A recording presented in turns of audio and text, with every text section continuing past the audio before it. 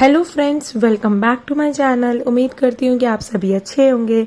तो जैसे कि आप जानते हैं कि पिछली क्लास में हमने मंझन के नक्षिक वर्णन में से अधर वर्णन की सप्रसंग व्याख्या की थी। तो अगर आप में से किसी ने वो क्लास नहीं देखी है तो पहले आप वो जाके क्लास देख लीजिए, जिससे कि आप समझ जाएंगे आगे की भी सप्रसंग व्याख्याएं। तो आइए बिना किसी देरी के आज की क्लास शुरू करते हैं। आज की क्लास में हम दसन वर्णन यानी कि दांतों का वर्णन की सप्रसंग व्याख्या करेंगे और उसी तरीके से करेंगे जैसे कि हम हमेशा से करते आए हैं। पहले पंक्तियां पढ़ेंगे, फिर शब्दार्थों को समझेंगे और शब्दार्थों को समझते हुए उनकी व्याख्या करेंगे। तो आइए पहले हम पंक्तियां पढ़ते हैं। आपको पंक्तियां नजर आ रही होगी स्क्रीन पे। दसन ज्योति बरनी नहीं जाई, चौंधे डिस्टी देखी चमकाई, नेक बिगसाई नींद मह हसी, जानहु सरक सेहु दामिनी खसी, बिहरत अधर दसन चमकाने, त्रिभुवन मुनि गण चौंधी भुलाने, मगर सुख गुरु सन्ही चारी, चौक दसन भय राजकुमारी, नहीं जानो दुही कह दुरी जाही, रहे जाई ससी माही लुकाई, जो कोई कहे कि विद्य पसारा, ते ही कर सुनुहु सुभाऊ, विधि गुपुत म जगमाही, काहू न देखा काऊ। तो ये वो पंक्तियां हैं जिनमें मंझन ने ईश्वर स्वरूपा मधुमालती के दांतों का वर्णन किया है। ठीक है, तो अब हम शब्दार्थों को देखते हैं और फिर शब्दार्थों को समझते हुए व्याख्या करेंगे। ठीक है, तो देखिए, दसन मतलब मैंने आपको बताया दांत को कहते हैं। चौंध का मतलब होता है चौंधिया जाना, चमकाई का मतलब होता है चमक, नेक मतलब तनिक, बिगसाई मतलब विकसित करके, दामिनी मतलब बिजली, खसी मतलब गिर गई हो, बिहरत मतलब अलग होते ही, सुख मतलब शुक्र, गुरु मतलब बृहस्पति, सन्ही मतलब शनि, दुरही जाई मतलब छिपकर, लुकाई मतलब छिप गए, विधेय पसारा मतलब विधाता का प्रसार, स्वभाव मतलब स्वभाव। ठीक है, तो ये सब शब्दार्थ हैं जो कि इन पंक्तियों के हैं। तो देखिए, इन पंक्तियों में जैसे कि मैंने बताया कि जो कवि मंझन है उन्होंने मधुमालती के दांतों का सौंदर्य वर्णित किया है। तो अब हम पंक्तियों को पढ़ेंगे और फिर उनकी व्याख्या करेंगे। ठीक है, तो देखिए, यहाँ पे इन पंक्तियों में कवि मंझन क्या कहते हैं कि दसन ज्योति बरनी नहीं जाई, मतलब कि जो दांतों की जो ज्योति है, जो चमक है, बरनी नहीं जाई, उनका वर्णन नहीं किया जा सकता। चौंधे दृष्टि देखी चमकाई, कि उनकी चमक को देखकर, दांतों की चमक को देखकर जो दृष्टि है चौंधिया जाती है, मतलब आंखों की जो रोशनी है वो बिल्कुल चौंधिया जाती है।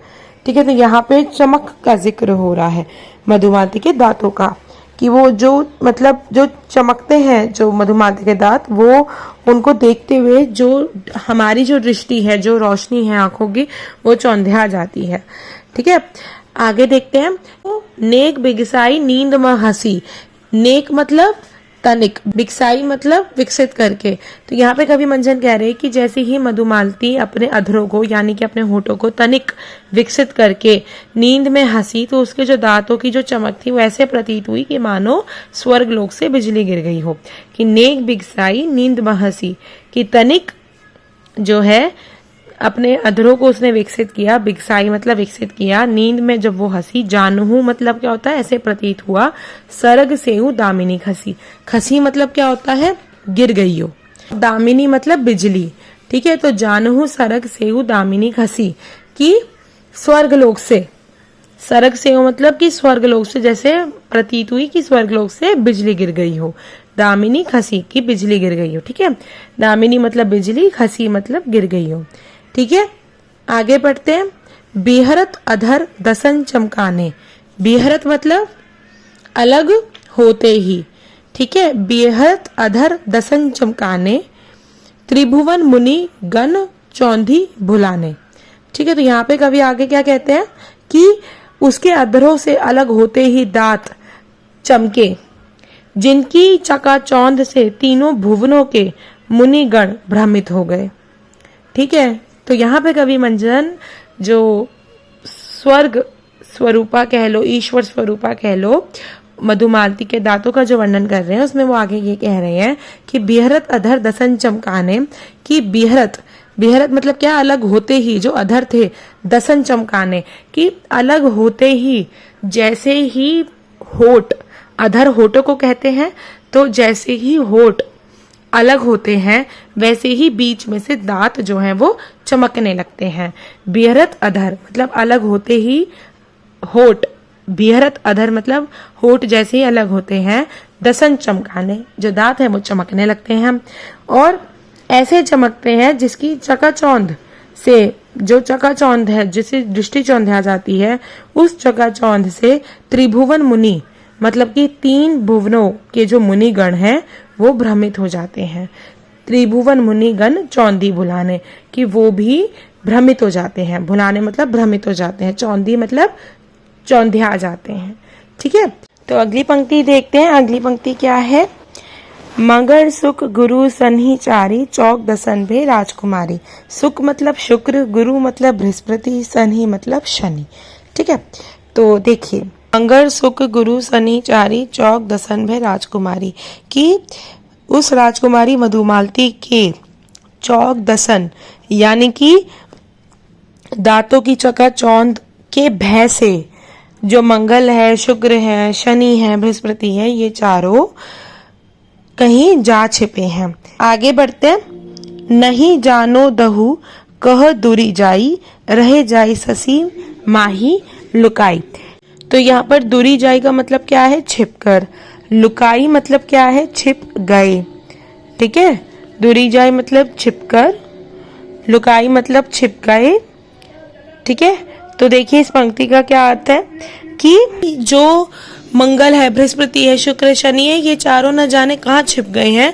लगता है कि ये दौड़कर चंद्रमा में जा छिपे। नहीं जानो दहु कह दूरी जाई, कि ये नहीं पता, न जाने कहाँ दूरी जाई, कि कहाँ जाकर वो छिप गए हैं। रहे जाई कि ऐसा लगता है। ससी, ससी मतलब चंद्रमा, माही लुकाई, लुकाई मतलब छिप गए।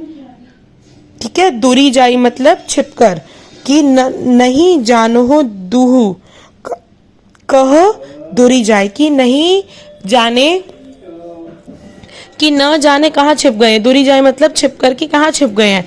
रहे जाए कि ऐसा लगता है कि ससी माही लुकाई, कि चंद्रमा में जा छिपे। ठीक है, आगे बढ़ते हैं। जो कोई कहे कि विधे पसाराते ही कर सुनहु सुभाऊ। तो यहाँ पर विधे पसारा का मतलब क्या है? विधाता का प्रसार। ठीक है, सुभाऊ मतलब स्वभाव। तो कवि मंजन ये कह रहे हैं कि जो कोई कहे कि यदि कोई उस राजकुमारी के दांतों की अपार ज्योति को विधाता का प्रसार कहे तो ये उचित नहीं है। विधाता का स्वभाव सुनो। जो कोई, अगर कोई राजकुमारी के दांतों की ज्योति को, अपार ज्योति को विधे पिसारा मतलब विधाता का प्रसार कहता है, ते ही कर सुनहु सुभाव। सुभाव मतलब स्वभाव।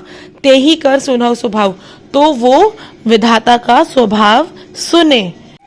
सुनहु स्वभाव, कि सुनहु मतलब सुने, स्वभाव मतलब स्वभाव। ठीक है, विधि गुपुत जग माही, काहू न देखा काऊ। तो यहाँ पे आगे कवि क्या कहते हैं कि विधाता का स्वभाव सुनो, वह संसार में गुप्त रहता है और उसे कभी भी किसी ने नहीं देखा है। तो यहाँ पर जो कवि मंजन है वो ये कह रहे हैं कि तुम राजकुमारी के दांतों की अपार ज्योति को, अपार चमक को विधाता का प्रसार मत कहो। विधाता तो संसार में गुप्त रहता है। ठीक है, किसी को वो नजर भी नहीं आता है। ठीक है, किसी ने उसको देखा भी नहीं है विधाता को, लेकिन मधुमालती के दांतों की चमक तो स्पष्ट दिखाई देती है। तो यहाँ पर कवि मंजन ये कह रहे हैं कि कोई उस दांतों की चमक को विधाता का प्रसार ना बोले, क्योंकि विधाता का प्रसार तो दिखता नहीं है। ठीक है, लोगों ने कभी देखा नहीं है। संसार में जो विधाता है वो तो गुप्त रहते हैं।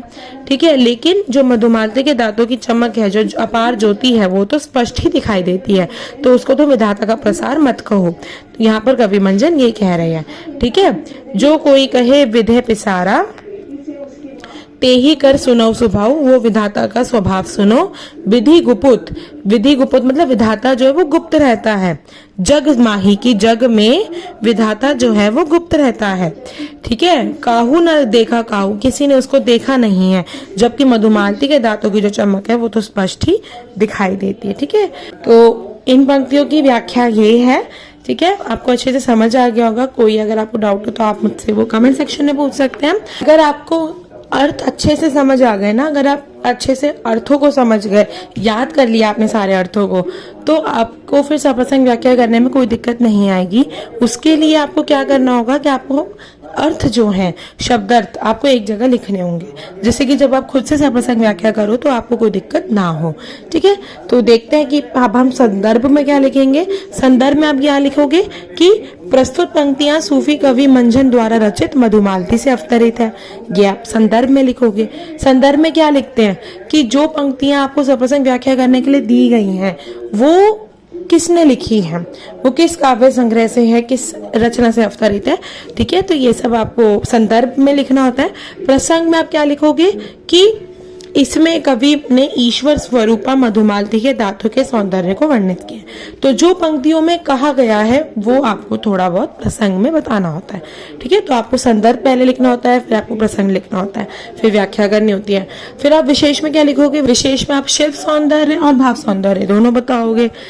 तो यहाँ पे आप शिल्प सौंदर्य में क्या लिखोगे कि जो कोई देखा काऊ में पंक्ति में कौन सा अलंकार है, आक्षेप अलंकार है। अगर सुख माही लुकाई वाली पंक्ति में हेतुत्प्रेक्ष अलंकार है। तो ये सब आपको बताना होता है कि कौन से अलंकार हैं, कौन से भावों को उत्पन्न किया गया, जागृत किया गया। तो ये आपको भाव सौंदर्य शिल्प सौंदर्य बताना होता है। ठीक है, तो अब आप अच्छे से समझ गए होंगे कि आपको कैसे व्याख्या करनी है। और डिटेल्ड वे में मैंने अपनी एक क्लास में अच्छे से समझा रखा है कि आपको कैसे सप्रसंग व्याख्या करनी चाहिए, क्या गलतियां करने से बचना चाहिए। बच्चे अक्सर क्या गलतियां करते हैं जिनकी वजह से उनके नंबर नहीं आ पाते सप्रसंग व्याख्या में। सप्रसंग व्याख्या आपको थोड़ा प्रैक्टिकली हैंडल करना होता है, क्योंकि उसमें आपको सीरियल वाइज लिखना होता है। पहले संदर्भ, फिर प्रसंग, फिर व्याख्या, फिर विशेष। विशेष में भी आपको भाव सौंदर्य और शिल्प सौंदर्य लिखना होता है। तो अगर आप उसको प्रैक्टिकली हैंडल करके आओगे, अच्छे से करके आओगे, तो आपके नंबर कहीं नहीं जाएंगे। तो उस क्लास का लिंक आपको इसी क्लास के डिस्क्रिप्शन बॉक्स में भी मिल जाएगा, वहां से आप डायरेक्टली जाके उस क्लास को देख सकते हो। और आपको इसी क्लास की प्लेलिस्ट में भी मिल जाएगी वो क्लास, वहां से भी आप देख सकते हो। तो फ्रेंड्स, आज के लिए इतना ही। अगली क्लास में हम त्रिबली वर्णन के सप्रसंग व्याख्या करेंगे। अगर आपको ये क्लास अच्छी लगी हो, हेल्पफुल रही हो, तो ज़रूर आप इस चैनल को सब्सक्राइब कीजिए, वीडियो को शेयर कीजिए, लाइक कीजिए अपने फ्रेंड्स के साथ, अपने क्लासमेट्स के साथ। और ऐसे ही हिंदी रचनाओं से जुड़े महत्वपूर्ण प्रश्नों के लिए, जो आपकी परीक्षा के लिए बेहद महत्वपूर्ण है, और उनकी व्याख्याओं के लिए इस चैनल को ज़रूर सब्सक्राइब कीजिए। मुझे आपके मोटिवेशन की बहुत ज़्यादा ज़रूरत है। और मैं जल्दी ही इस चैनल पे बुक रिकमेंडेशंस, बुक रिव्यूज़ भी लाऊंगी। तो मिलते हैं अगली क्लास में, तब तक के लिए गुड बाय।